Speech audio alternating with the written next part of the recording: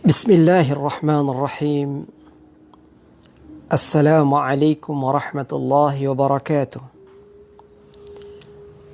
Alhamdulillah. Wassalatu wassalamu ala nabiyil mustafa wa ala alihi wa ashabihi wa man ihtada bihudahu waqtafa. Allahumma inna nas'aluka al-huda wat-tuqa wal-afafa wal-ghina. Allahumma zayyinna bizinatil iman waj'alna hudatan muhtadin. Allahumma inna nas'aluka ilman nafi'a wa rizqan tayyiba wa amalan salihan mutaqabbala. Ikhwati fillah, para pemirsa yang dimuliakan Allah Subhanahu wa taala.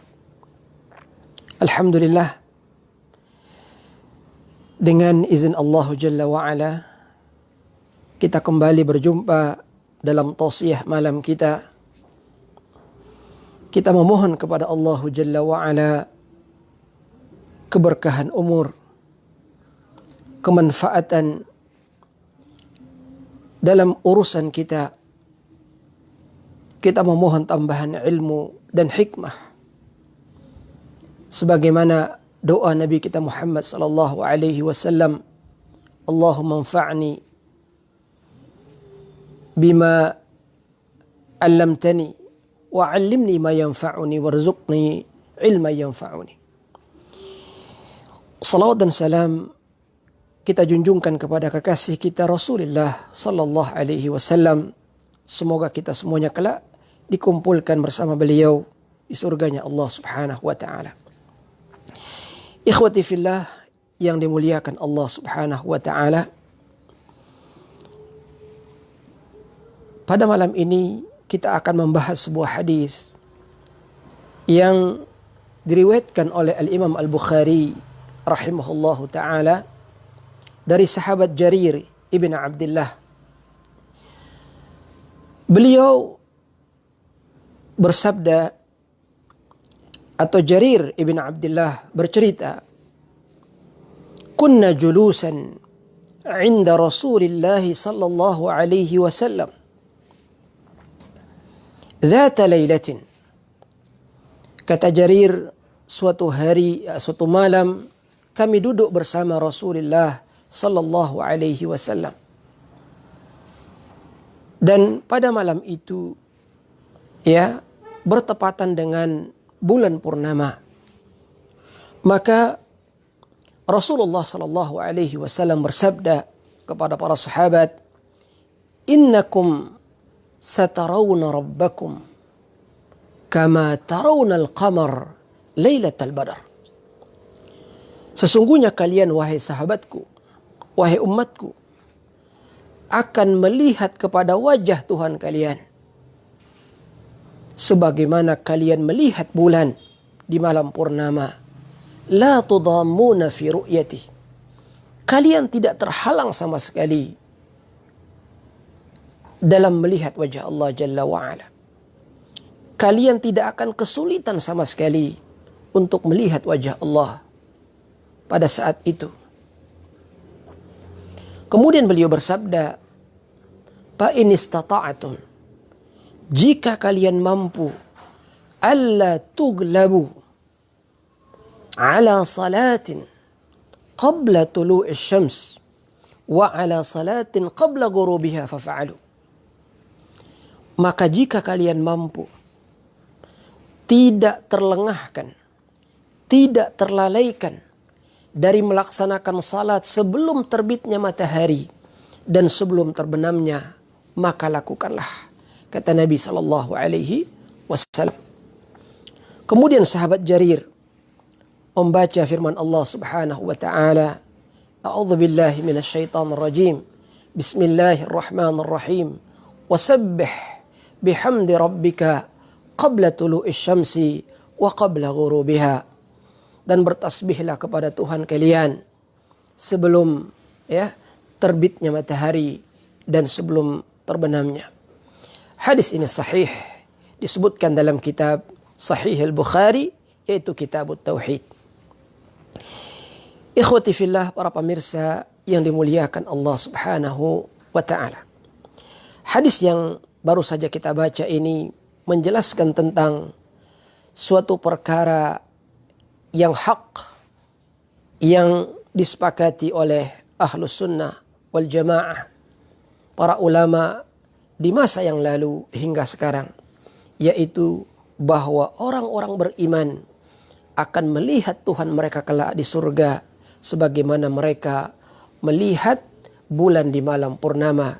Tidak ada kesulitan sama sekali ketika kita melihat wajah Allah, dan kita tidak akan berebutan untuk melihatnya. Ya, kita melihat dengan cara yang mudah, ya, dengan kondisi yang paling menyenangkan, dengan keadaan yang paling membahagiakan. Ikhwati, kita kembali kepada hadis tadi. Rasulullah sallallahu alaihi wasallam memberikan penjelasan kepada para sahabat dengan cara yang begitu mudah untuk dipahami. Bahwa perumpamaan orang-orang beriman melihat Allah di surga, ya, seumpama kita melihat bulan di malam purnama, begitu terang. Ya, begitu indah. Ikhwati fillah yang dimuliakan Allah Subhanahu wa taala.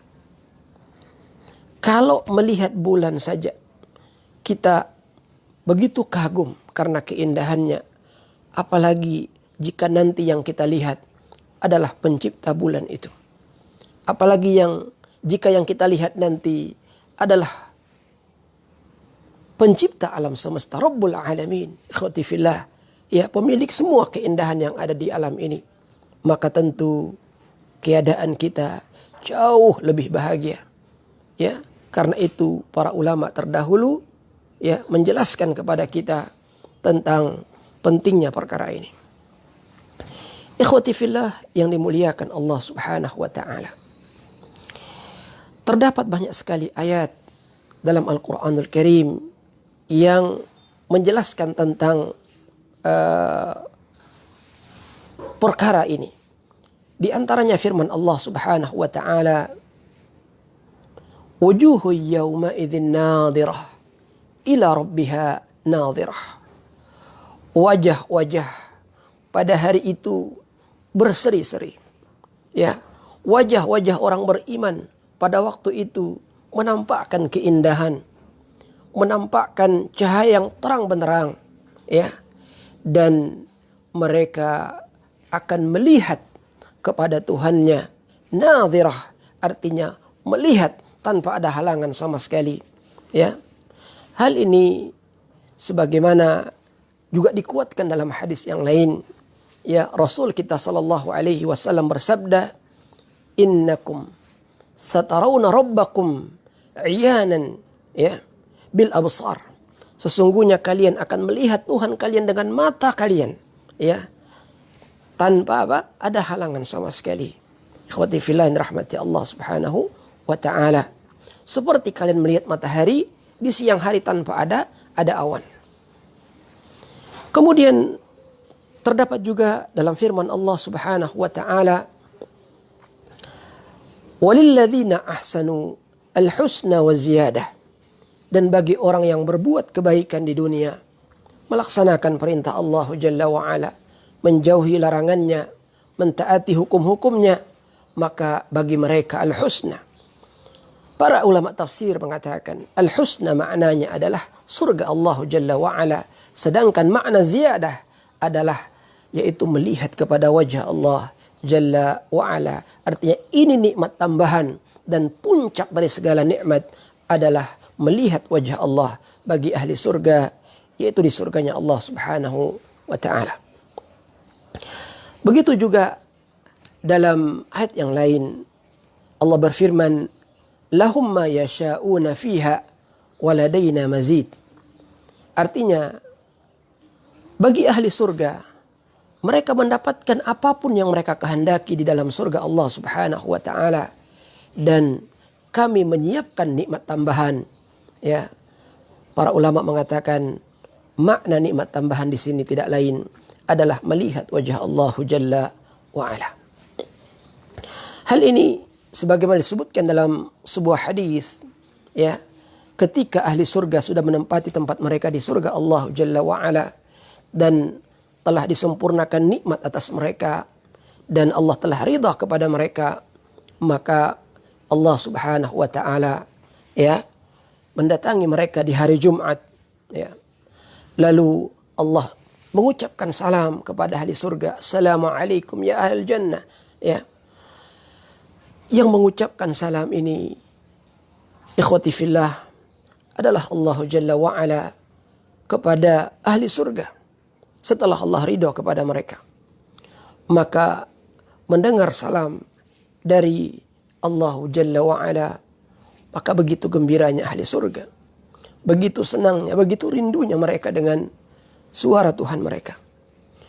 Maka mereka menjawab, "Allahumma antas salam wa minkas salam wa ilaika ya'udus salam fa adkhilna al-jannata daras salam." Ya Allah, Engkaulah as-salam.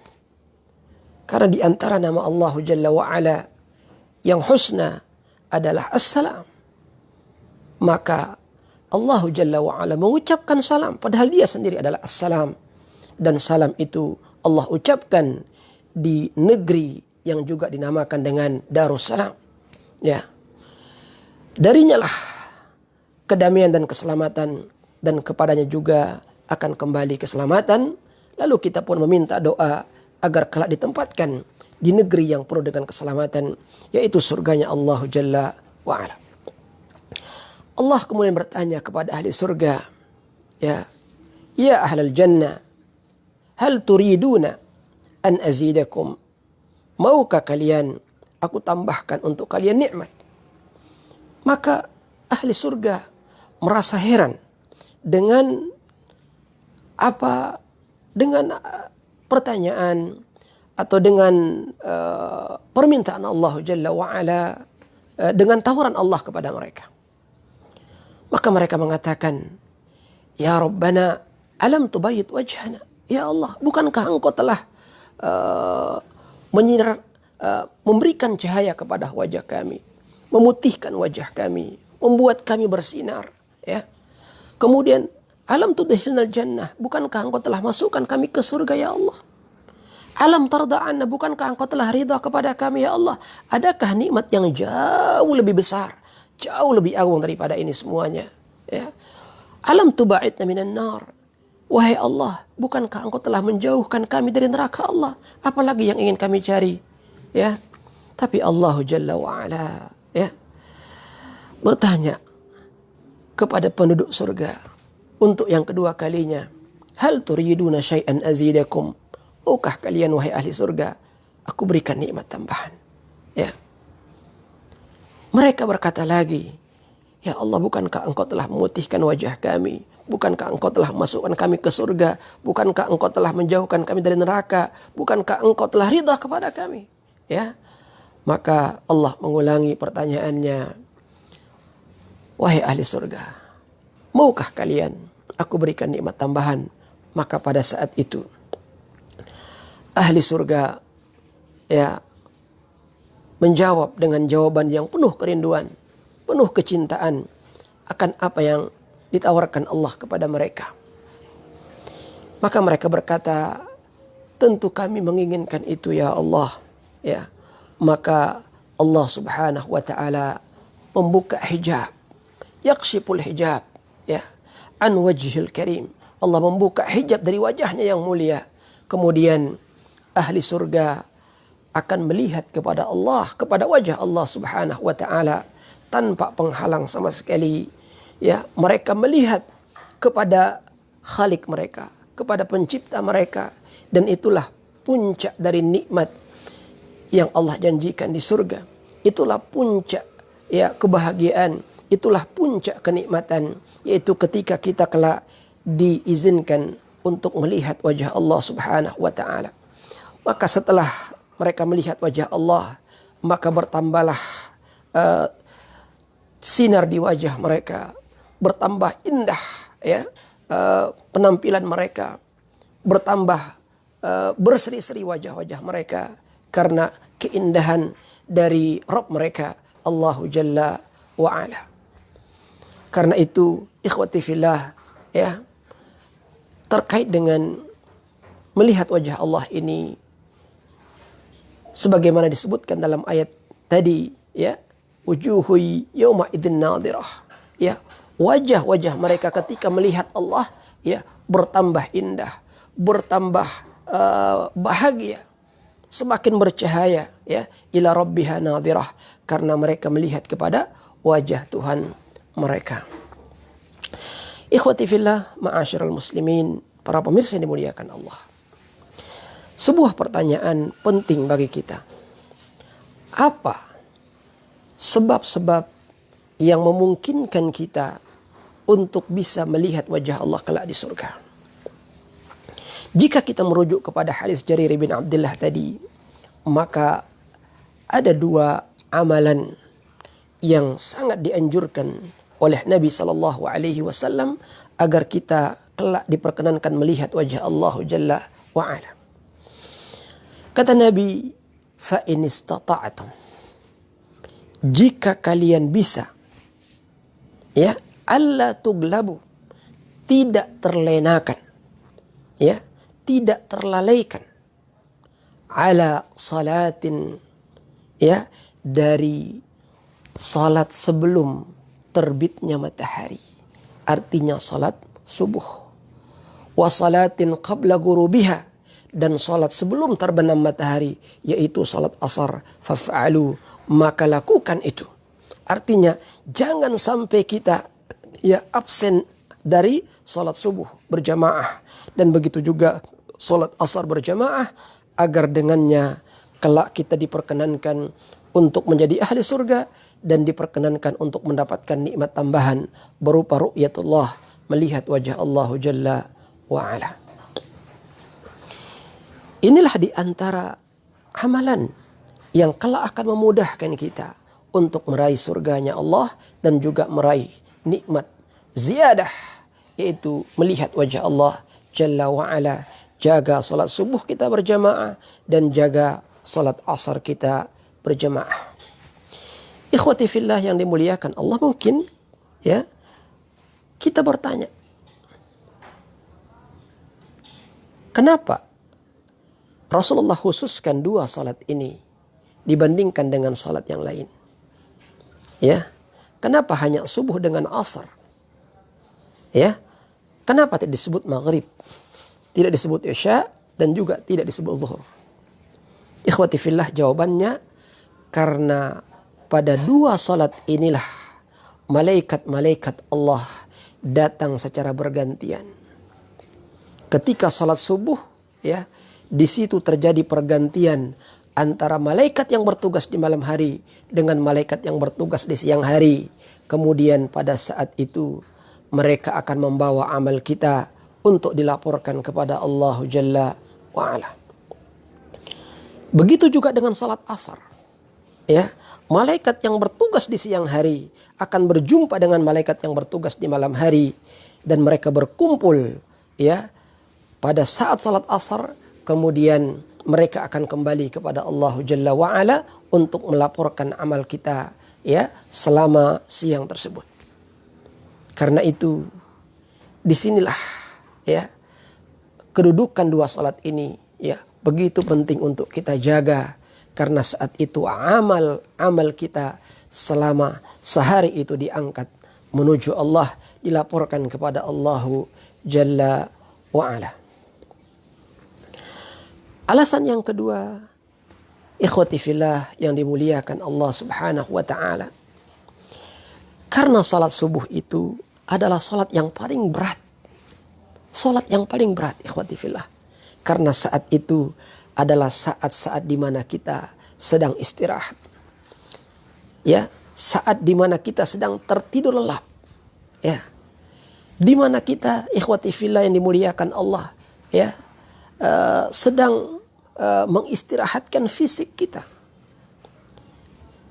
dan tidaklah diberikan kemudahan untuk meninggalkan nikmatnya tidur itu kecuali orang-orang yang mendapatkan taufik dari Allah Subhanahu wa taala. Al-muwaffaq man waffaqahu Allah. Orang yang mendapatkan taufik adalah orang yang diberikan taufik oleh Allah Jalla wa ala. Ya. Karena itu ketika kita rela meninggalkan nikmatnya tidur, ketika kita rela meninggalkan kasur kita yang empuk, ya, meninggalkan istirahat kita, lalu kita berangkat menuju rumah Allah untuk melaksanakan salat subuh, maka Allah akan membalas ya pengorbanan kita, ketaatan kita dengan surganya Allah kelak, bahkan dengan nikmat tambahan berupa ru'yatullah. Adapun salat asar, ikhwati fillah, adalah waktu di mana kita baru saja selesai dari aktivitas kita di siang hari. Ya, seorang petani mungkin baru pulang dari sawah ladangnya. Seorang nelayan baru pulang dari lautnya. Seorang pegawai baru pulang dari kantornya. Seorang pedagang baru pulang dari pasarnya.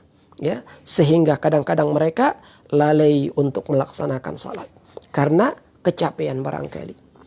Atau bisa dikatakan waktu asar adalah waktu untuk olahraga. Ikhwati fillah, waktu untuk aktivitas yang lainnya. Sehingga banyak orang kadang-kadang menunda salatnya hingga keluar waktunya, bahkan tidak salat sama sekali. Maka mereka yang mampu menjaga salat asar, apalagi dijaga waktunya, dijaga kekhusyuannya, maka Allah Subhanahu wa taala akan mengganjar ya ketaatan mereka dengan surganya Allahu Jalla wa ala. Ikhwati fillah yang dimuliakan Allah Subhanahu wa taala. Sungguh kesempatan melihat wajah Allah Subhanahu wa taala adalah nikmat utama dan nikmat yang paling mulia. Karena itu tidak mungkin seseorang akan meraih nikmat yang paling mulia ini kecuali dengan amalan yang paling istimewa. Dan amalan yang paling istimewa dari semua amalan yang ada adalah menjaga salat, ikhwati fillah yang dimuliakan Allah. Menjaga salat berarti menjaga ketepatan waktunya. As-salatu ala waqtiha, salat pada waktunya. Bahkan salat di awal waktu. Kemudian yang kedua, menjaga syarat rukunnya. Ikhwati fillah yang dimuliakan Allah Jalla wa ala. Yang ketiga, menjaga kualitasnya, tumakninahnya, kekhusyuannya, ya.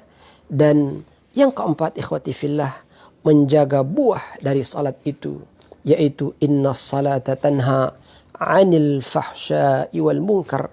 Sesungguhnya salat itu mencegah seseorang dari perbuatan keji dan mungkar.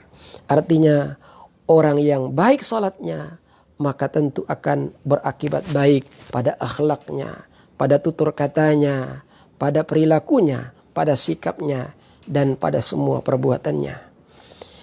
Ikhwati fillah yang dimuliakan Allah Subhanahu wa taala.